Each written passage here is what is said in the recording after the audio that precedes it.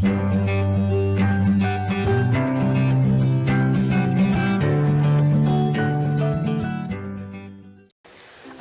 warahmatullahi wabarakatuh. Kembali lagi bersama saya Siti Mariam. Di sini saya akan melanjutkan kembali untuk memaparkan bab 3 setara kelas 12 mengenai pengaruh kemajuan iptek terhadap Negara Kesatuan Republik Indonesia. Nah, di sini kita akan membahas mengenai pengenalan, latar belakang dan dampak positif, dampak negatif dan cara menyikapinya. Selanjutnya, latar belakang. Kenapa sih iptek itu di sebuah negara, awal sebuah kesempatan untuk sebuah negara agar bisa mendorong ke arah perkembangan lebih pesat dan mempersiapkan untuk memperluaskan wawasan serta mencerdaskan rakyat di negara itu sendiri. Selanjutnya, ada beberapa aspek-aspek yang ada dalam iptek. Pertama ada aspek politik, yang dalam aspek politik ini terdapat dorongan konsolidasi, kemudian ada hubungan diplomatik yang meningkat, ketiga ada penegakan nilai demokrasi, yang keempat ada memperluas hubungan antar daerah, yang kelima ada pemerintahan yang berkembang pesat, yang keenam ada kegiatan komunikasi untuk keperluan politik yang lancar. Selanjutnya ada dalam aspek pertahanan dan keamanan. Menguatnya supremasi hukum, demokratisasi dan tuntutan dilaksanakannya HAM, menguatkan regulasi hukum dan perundang-undangan yang bermanfaat untuk rakyat Indonesia. Kemudian menguatkan tugas penegakan hukum yang lebih profesional, transparan dan bertanggung jawab. Yang selanjutnya yaitu menguatnya peran tentara dan polisi sebagai penjaga keamanan, kedaulatan, dan ketertiban negara. Selanjutnya dalam aspek sosial budaya, yang mana kita ketahui bahwa sosial budaya kita itu sangat beragam. Nah, bisa dilihat dalam gambar tersebut banyak sekali partisipasi kita warga Indonesia, bangsa Indonesia untuk memajukan budaya-budaya yang ada di kita sendiri, terutama di daerah dan lebih khusus di kancah internasional. Selanjutnya dalam bidang ekonomi, bertujuan itu untuk meningkatkan penanaman modal asing di Indonesia, terciptanya pasar bebas yang internasional, kemudian meningkatkan kesempatan kerja dan devisa negara, kemudian untuk meningkatkan kemakmuran masyarakat, menyediakan dana tambahan untuk pembangunan dan mendorong pengusaha lokal untuk go internasional.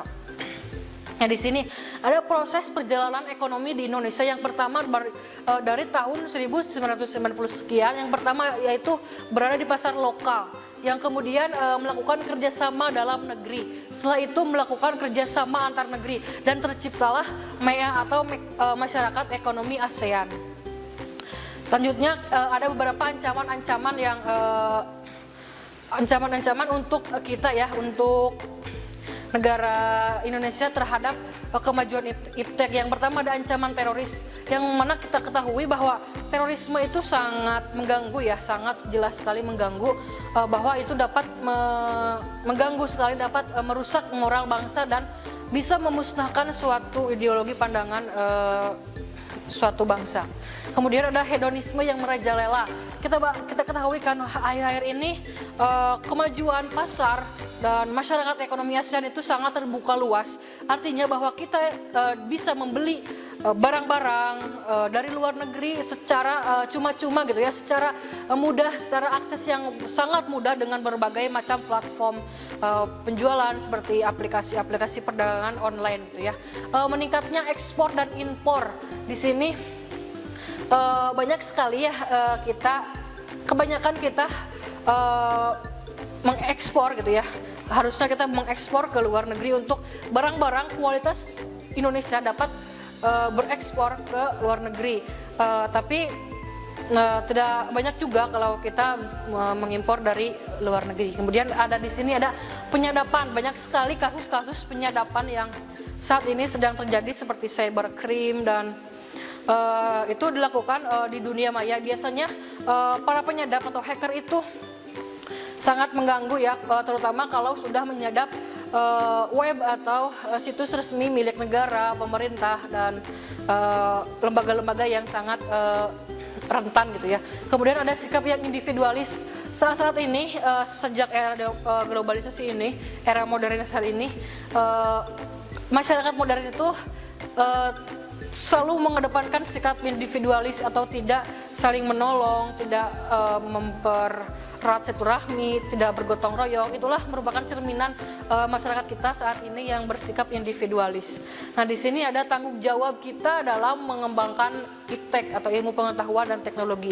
Nah, di dalam mengembangkan dan menerapkan iptek itu perlu mengingatkan landasan idealnya, yaitu Pancasila, dan landasan konstitusionalnya, yaitu Undang-Undang Dasar Negara Republik Indonesia tahun 1945.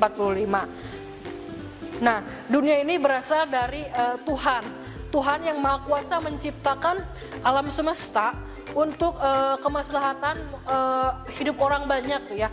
Untuk menerapkan iptek sudah selayaknya bahwa kita harus mengingat ajaran dan perintah Tuhan agar iptek itu harus dikembangkan dan diterapkan untuk kemaslahatan manusia banyak, bukan hanya untuk menyiksa dan mencelakakan manusianya saja. Nah, di sini ada sikap selektif terhadap kemajuan iptek. Yang pertama, kita harus menolak dengan tegas semua pengaruh kemajuan iptek dalam semua aspek kehidupan. Kita harus menolak dengan tegas aspek-aspek yang pengaruh yang negatif ya dari iptek terhadap diri kita dan orang banyak. Kemudian menerima sepenuhnya pengaruh tersebut tanpa disaring terlebih dahulu. Kemudian bersikap selektif terhadap pengaruh tersebut, yaitu kita mengambil hal-hal positif dari kemajuan iptek dan membuang hal-hal yang negatif tersebut. Nah, sikap selektif di bidang ekonomi, di bidang politik ya. Pertama, kita harus mengembangkan demokrasi dalam segala bidang, terutama untuk mengaktifkan masyarakat sipil dan arena politik, mengadakan reformasi, perubahan lembaga politik agar menjalankan fungsinya dan perannya secara baik dan benar. Kemudian memperkuat kepercayaan rakyat dengan cara menegakkan pemerintahan yang bersih dan berwibawa, menegakkan supremasi hukum, dan memperkuat posisi Indonesia dalam kancah politik internasional. Sikap selektif di bidang ekonomi, yang pertama harus kita meningkatkan kualitas sumber daya manusia yang ada di Indonesia tersebut. Nah, kita harus meningkatkan komoditas ekonomi yang mutunya, jumlahnya, dan pasokannya itu serta harganya itu yang sangat bersaing di kancah internasional. Kemudian perbaikan perangkat hukum yang mengabdi kepada kepentingan nasional. Selanjutnya kita lihat ada sikap selektif di bidang sosial budaya, yang kita harus terbukanya terhadap inovasi-inovasi perubahan baru, kemudian berorientasi pada masa depan daripada kepada masa lampau. Nah, dapat memanfaatkan kegunaan iptek itu dengan baik, menghargai pekerjaan sesuai dengan prestasi, kemudian menggunakan potensi lingkungan serta tepat untuk pembangunan berkelanjutan, dan menghargai dan menghormati hak-hak asasi manusia. Itu yang bisa saya sampaikan. Selebihnya bisa kalian jabarkan masing-masing apa sih pengaruhnya iptek terhadap terutama terhadap diri sendiri dan menyangkut Negara Kesatuan Republik Indonesia. Terima kasih atas perhatiannya. Billahi taufiq wal hidayah. Wassalamualaikum warahmatullahi wabarakatuh. Kunjungi sosial media lainnya seperti website kami di pkbmalfata.com, Facebook PKB Malfata Mananjaya, Instagram PKB Malfata Official. Dan terima kasih telah klik video ini. Jangan lupa like, comment, share, dan subscribe untuk menunjukkan dukungan kamu terhadap channel ini. Enjoy the video PKB Malfata.